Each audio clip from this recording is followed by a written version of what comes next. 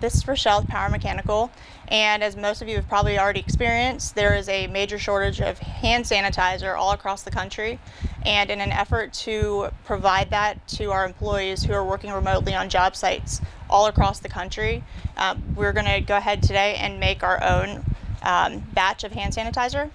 We're going to make 1 gallon, and I'll go through and tell you how much of each ingredient you'll need.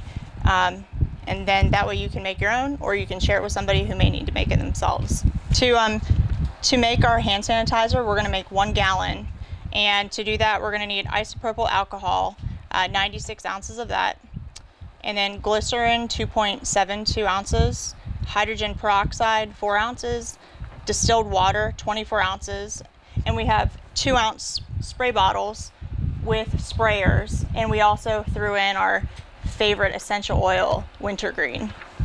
We're going to be using syringes to fill our bottles because it makes it a lot easier. So to get started, I'm going to pour in the alcohol first, and we purchased 32-ounce containers, so it's going to take 3 of these. All of our ingredients were purchased online, and we had them shipped directly to us, so we were practicing good social distancing.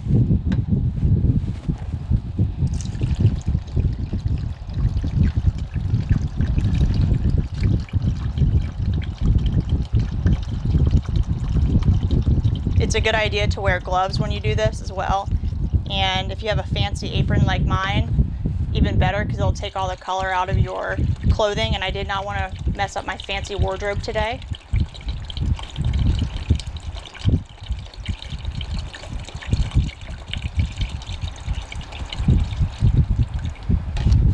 Okay, next we're going to measure out and pour in the hydrogen peroxide. That's going to be 4 ounces.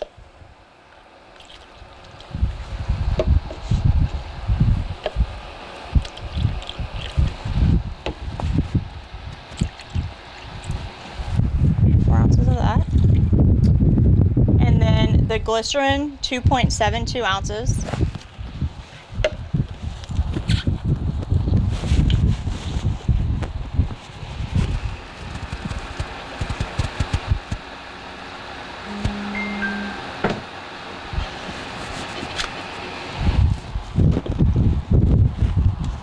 And also, I forgot to mention, it's really important that you wear safety glasses when doing this because it tends to splash up out of the container as you add the ingredients. And safety first.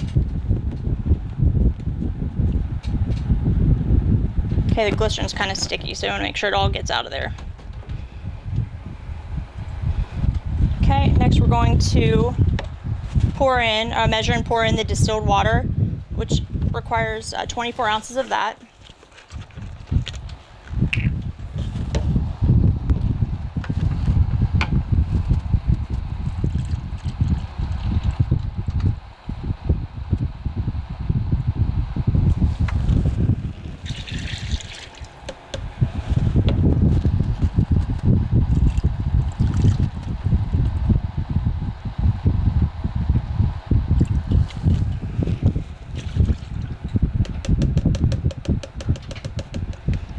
Okay, and then lastly, we're going to add in our wintergreen essential oil.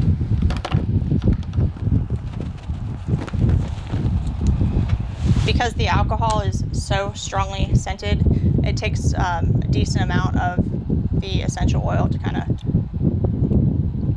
cover up that alcohol smell. So I did like a couple short pours.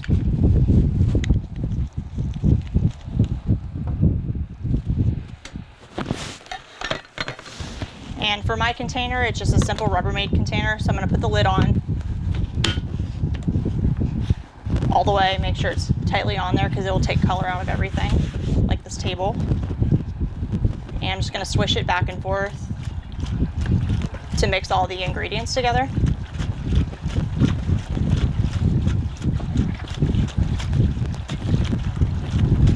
Okay, I'm going to do that a couple times.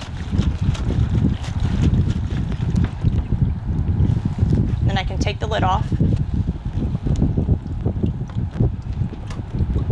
to start filling my containers.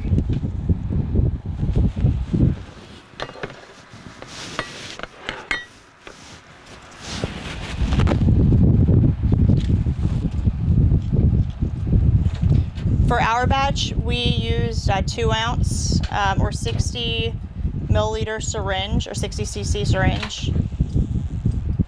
Since we have 2-ounce containers, it makes it really easy to measure and fill them up quickly. So just use it, pull it up. Container from over here. Take your container. I like to hover over the container of liquid so I don't spill any on the table, and then just plunge it in. And when you're finished, you can put your sprayer on. Our sprayers are a little bit too long, but they just curl around in the bottom of the container and they spray just as well as if they were cut. You can cut them if you want to. Based on how many bottles we were making, we chose to not do that though. Okay, all done. And that's it. So that's it, y'all. As I mentioned before, we have employees all over the country doing their thing out there trying to service our customers and provide them with what's necessary during this crazy time. We hope you found this video useful and hope you stay safe and healthy. See ya.